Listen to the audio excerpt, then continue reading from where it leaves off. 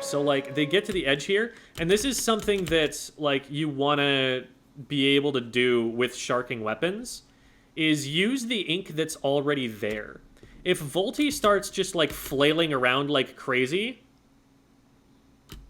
and swinging the roller all over the place, they're going to get spotted out. So they don't. They just use the ink that's already there, get as far forward in that as they can, and you'll notice, like, they're in range of this crab tank if the crab tank has any clue that they're there, which how would it? And then notice also they use this Rainmaker shot to smoke screen their approach.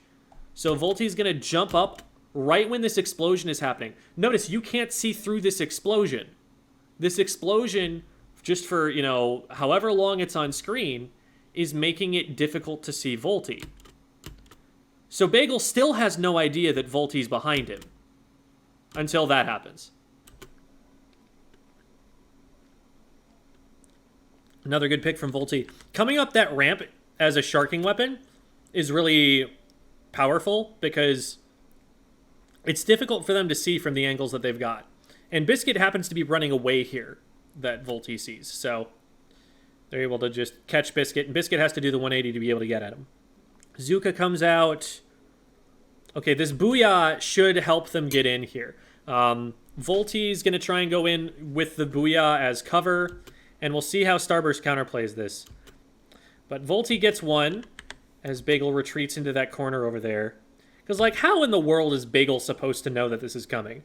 They've just had not just a Booyah Bomb, which would have been plenty, but also strikes thrown out here. And there's only so much space now that Bagel has to work with, so good job by Volty picking out the isolated player.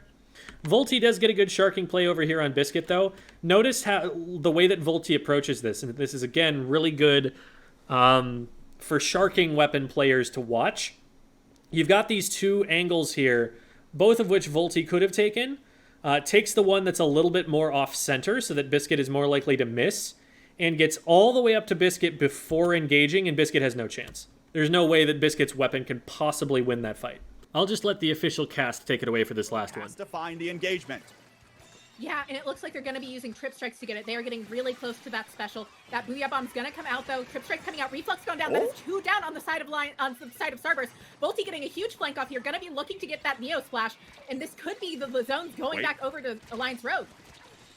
Potential here happening. Volty is able to find that one long-range pick, and we are in overtime in the nick of time. The Ingzuka comes out, able to find that one on the brand, now turns it immediately around. Apparently just knew he was going to find that one, and all of a sudden, Volty isn't able to go forward here. Alliance Rogue has to hold the zones, and with one member going down to Starburst already, they might be able to do it. Remember, these are faster than seconds that the clock ticks here. Volty still in position, sniffed out by the missiles, forced to reposition, and now we're starting to see the rest of Alliance Rogue try to stay alive. The triple link strikes come out. Will they be able to cap the zone again? Booyah Bomb comes out to try to hold it for them. The bombs are coming out. They're preventing Starburst from taking it. And Alliance Rogue, for the first time in the Ink TV Resurgence League, are going to force all 9 maps versus Starburst.